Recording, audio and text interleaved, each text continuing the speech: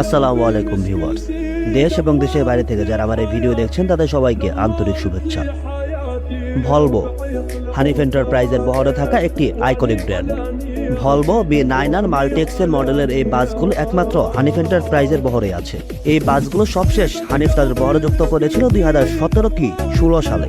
এরপর ভলভোর বেশ কিছু আপডেট মডেল বের হয়েছে, কিন্তু হানিফ আর সেদিকে মনোযোগ দেয়নি। এর অন্যতম একটি বড় কারণ ছিল ভলভোর পার্টস অ্যাভেলেবিলিটি। বাংলাদেশে ভলভোর dealer Swedish Motors original parts সরবরাহ করে যেভাবে কোম্পানিগুলোকে সহযোগিতা করা দরকার ছিল সেটি তারা করতে পারেনি। এছাড়া ভলভো পুষতেও বেশ খরচ লাগে অন্যান্য ব্র্যান্ড থেকে।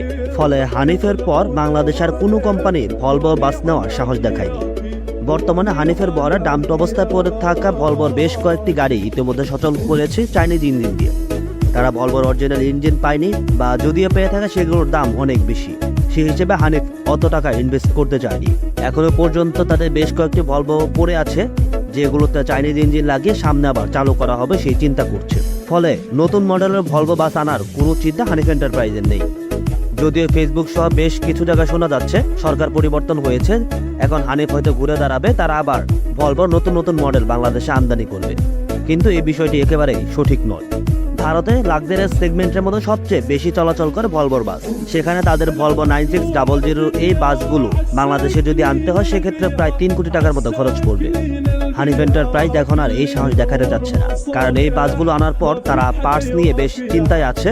অরিজিনাল পার্টস পাওয়া নিয়ে আবারও আগের মতো অবস্থা হয় কিনা দামি এই বাসগুলো এলে সেক্ষেত্রে হানিফ হয়তো আবারও বেশ বিপাকেই পড়বে। ফলে এখনই তারা হুট করে চিন্তা করছে না নতুন বাস কেনার বা বাইরে থেকে আমদানি করার। তাদের বহরে যে ভলভো বাসগুলো আছে এগুলোকে তারা মেরামত করার চেষ্টা করছে। অলরেডি 4 ইউনিট বাস তারা মেরামত করে রাস্তায় নামিয়েছে। আরও বাকি যে কয়েকটি বাস আছে তারা সেগুলোকে সচল করার চিন্তা করছে। এমন অবস্থায় হানিফ যদি আর ভলভো বাসের দিকে মনোযোগ না দেয় তাহলে হয়তো বাংলাদেশে ভলভো আমদানি একেবারে বন্ধই হয়ে যেতে পারে। যেমনটা আমরা দেখেছি মার্সিডিজ বেঞ্জের ভাগ্যে, বাংলাদেশে হয়তো মার্সিডিজ বেঞ্জ সাম্প্রতিককালে আসবে না, বা ওই সাহস বাংলাদেশের কোনো বাস কোম্পানি এখন দেখাবে না। আমাদের দেশে দামি দামি বাসগুলো আনার থেকেও সবচেয়ে বড় সমস্যা অরিজিনাল পার্টস পাওয়া নিয়ে, প্লাস তেলের গ্রেড নিয়ে।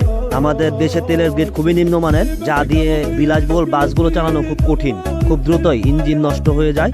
আর অরিজিনাল পার্টস পাওয়া না গেলে এই বাসগুলোর যে কমফোর্টনেস বা এই বাসগুলো চালিয়ে যে মজা বা চালানোর যে মজা সেটি থাকে না।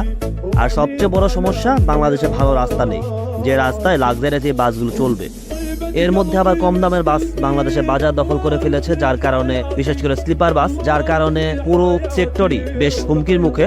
আপনি ঢাকা থেকে কক্সবাজারে 1000 টাকাও চলে যেতে পারেন স্লিপার বাসে, সেখানে এখন আর যাত্রীরা এই লাক্সারিয়াস বাসগুলোর দিকে খুব একটা ঝুঁকছে না বা ঝুঁকতে চাইছে না। তারা চায় না যে 2000 টাকাদের টিকিট কিনে তারপর ভ্রমণ করতে। তারা যেখানে 1000 টাকা বা নন এসির ভাড়ায় তারা এসি প্লাস স্লিপার তা ছুঁয়ে ছুঁয়ে যেতে পারছে। যাই হোক, সব মিলে বাংলাদেশের বাস সেক্টরের লাক্সারিয়াস সেগমেন্টের ভবিষ্যৎ আসলে কোন দিকে সেটি সময় বলে দেবে।